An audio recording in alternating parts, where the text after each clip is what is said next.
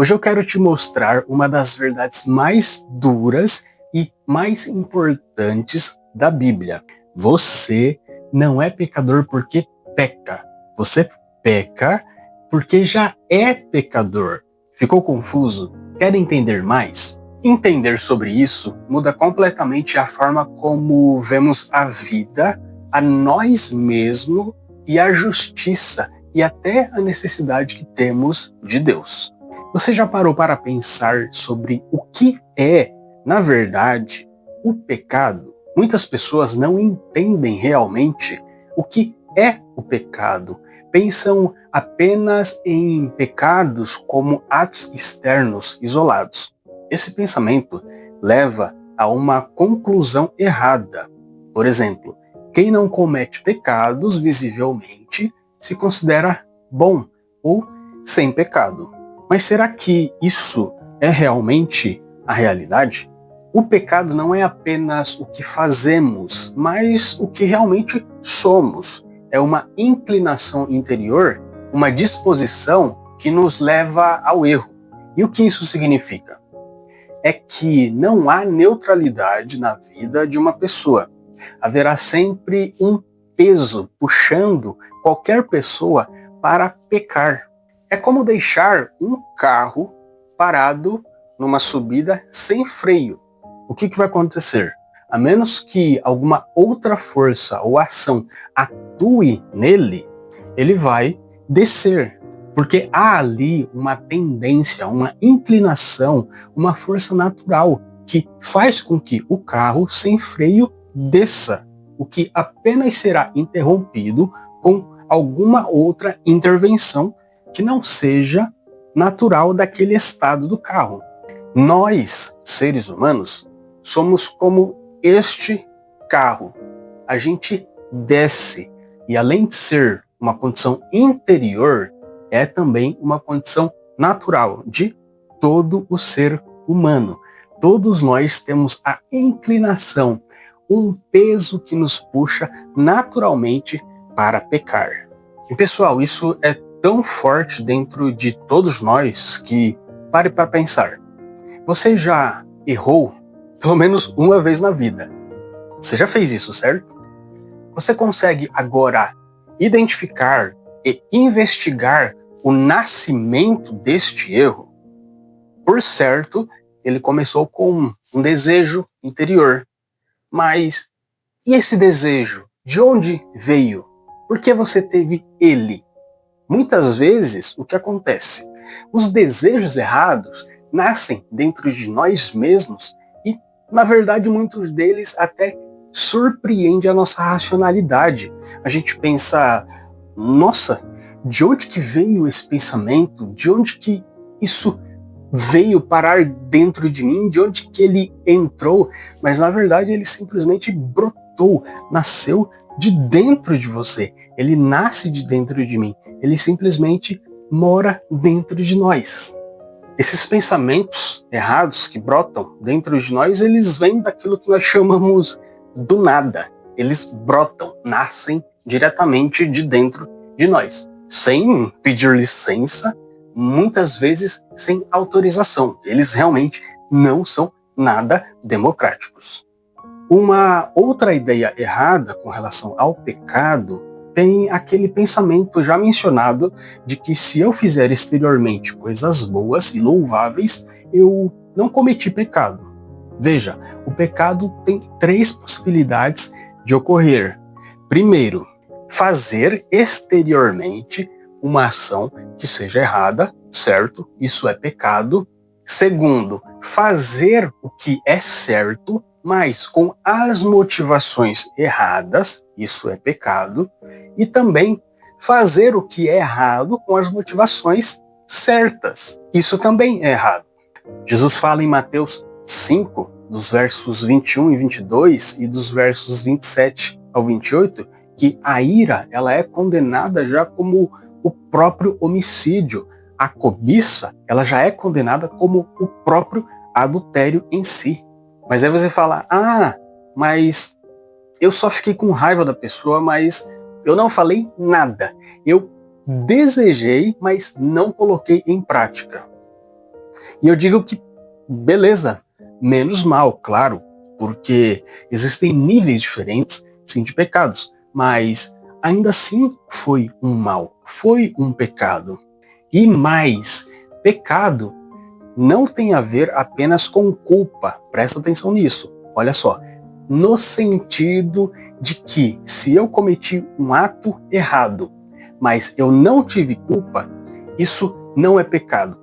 A Bíblia não afirma isso. E para entender melhor nisso, pense em um acidente de trânsito, por exemplo, com uma vítima fatal. E imagine que o motorista não teve a intenção de matar. No julgamento humano, isso pode ser considerado culposo ou doloso, ou seja, sem intenção, a culpa ela é relativizada. Mas agora, pense bem, o fato de não ter havido intenção muda alguma coisa para a vítima? A vida foi perdida de qualquer forma.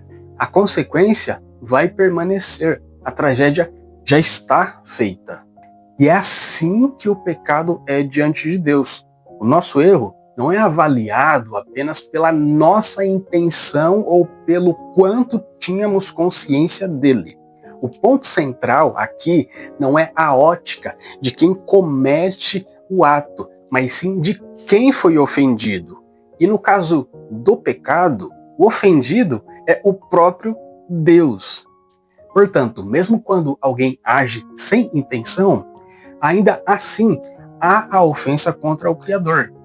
O problema não é apenas o ato externo ou a motivação interna, mas é a ruptura com Deus que foi ofendido e que essa ruptura continua existindo, independente da percepção do pecador ou não. No pecado, portanto, culpa não tem a ver com a intencionalidade ou a responsabilidade, mas meramente pela simples participação, intencionalmente ou não, conscientemente ou não. A culpa com relação ao pecado, teologicamente, não tem esse aspecto como nós vemos aqui nas nossas relações humanas. Culpa com relação ao pecado tem a ver simplesmente com a participação naquilo. Portanto, para nós, pecadores, o princípio é: não pecamos e por isso nos tornamos pecadores, mas pecamos porque já somos pecadores. E esse pecado, como você tem percebido, está dentro de nós. Ele nasce dentro de nós. O pecado também é uma incapacidade espiritual. E o que isso significa? Quando Deus criou o ser humano, ele o fez à sua imagem e semelhança, certo? Tem um vídeo aqui sobre isso que você pode assistir depois. E o pecado deturpou essa imagem, ou seja, nos afastou dessa semelhança com Deus. O pecado deforma, distorce essa imagem de Deus em nós e nos distancia cada vez mais dele.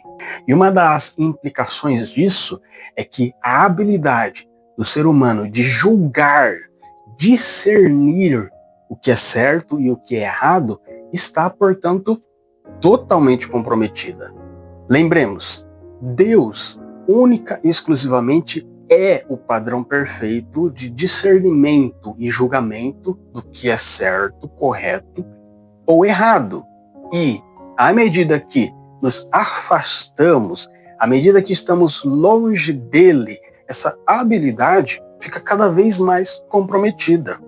Por isso que aquela frase muito famosa, para mim isso não é pecado, ou isso não é errado para mim, é só para você, pode realmente ser o senso sincero de uma pessoa, mas pode representar algo totalmente errado, porque a capacidade humana, a habilidade para esse discernimento está totalmente comprometida.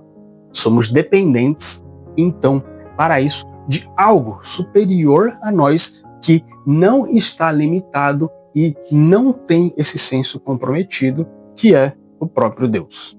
Agora, quais as consequências do pecado? O pecado afeta o relacionamento em 4 principais áreas, que é com Deus. Ele rompe a comunhão e nos separa da fonte da vida. Também rompe o relacionamento com nós mesmos, gerando culpa, escravidão interior, vazio e distorce a nossa identidade. Também compromete o relacionamento com o nosso próximo, gerando egoísmo, injustiça, violência e destrói também o relacionamento com a natureza, trazendo corrupção à criação que geme, aguardando a redenção, como diz Romanos 8. O pecado não é apenas um ato isolado. Ele rompe relacionamentos em todas as direções, inclusive com nós mesmos.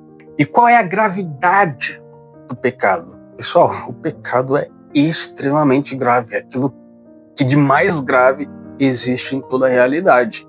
Ele causa condenação eterna e custou simplesmente a encarnação do Filho de Deus, Jesus. Só assim, o Filho de Deus se encarnando, que o problema do pecado tem solução. Perceba a gravidade que é o pecado. Nossa imagem de Deus foi comprometida. Só Deus pode restaurar nossa mente e coração. E é por isso que precisamos da salvação de Jesus. O pecado, portanto, é mais profundo do que simples atos externos. É uma inclinação, é um estado interior, uma incapacidade de viver segundo Deus. Todos nós carecemos de renovação e restauração espiritual. E a única saída é a graça de Deus, que traz a salvação, que transforma e constrói o que o pecado destruiu.